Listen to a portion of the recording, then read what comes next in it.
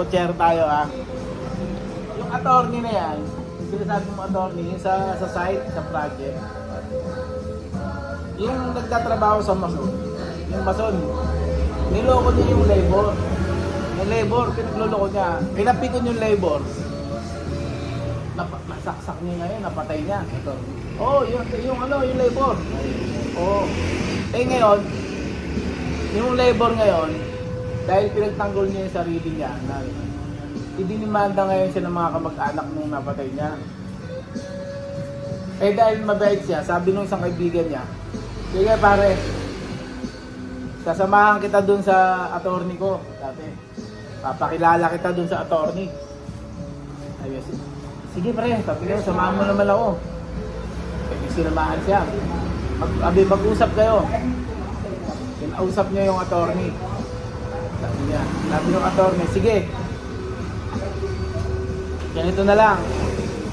Sisingilin kita ng 250,000 para dun sa fee. Sabi niya doon. Sagot na naman nung yung nakapatay, naka-murder. Attorney, ano yan? Parang malaki yata. Sabi ng attorney. Hindi, ganito. Hindi naman kita sisingilin. Pag natapos na, tsaka ka doon magbabayad. Tsaka hindi ka magbabayad pag nanalo. Oo, pag nanalo o natalo. Pag natalo, ako ang magpapakulong. Sabi ka ng attorney. Aba, ang lakas ng loob ng lalaki. Ayun mo, talaga ipaglalaban siya ng attorney. Kaya akala, nagbibiro lang yung attorney. Inulit niya ulit, attorney. Yan ang sabi niyo na pag natalo yung kaso mo, ako ang magpapakulong. Sarili ko, papakulong ko. Ako ang papakulong. Eh di pumayag ngayon yung usapan. Sige, attorney. Payag na ako doon sa 250,000 na talagang ilalaban niyo ako. Kasi talagang, oo, ako magpapakulong. Pumayag ngayon yung nakapatay. Sige, attorney, payag na ako sa 250,000. Sagot ng attorney, sige, okay lang. Pero pumunta ka muna doon sa isa kong attorney, yung kabila, pumunta ka muna doon sa kabilang opisina. Sila muna kausapin mo yung tatlong attorney doon. Attorney, bakit po? Sabi nga no, tanong, bakit po attorney? Kasi gusto ko muna magpahinga.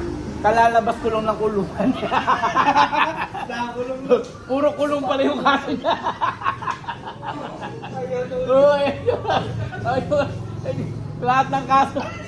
Lahat ng kaso niya inilaban, puro talo pala. Puro kulong yung inabot niya. Kaya pala itong kaso mo.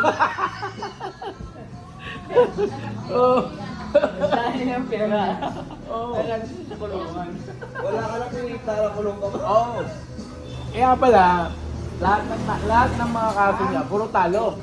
Puro kulong. Kaya sabi niya, pumunta ka muna doon sa kabilang attorney. Doon ka muna. Sabi niya, bakit attorney? Pagpapahinga muna ako. Kalalabas ko lang ang kulungan. Wish you, Oo.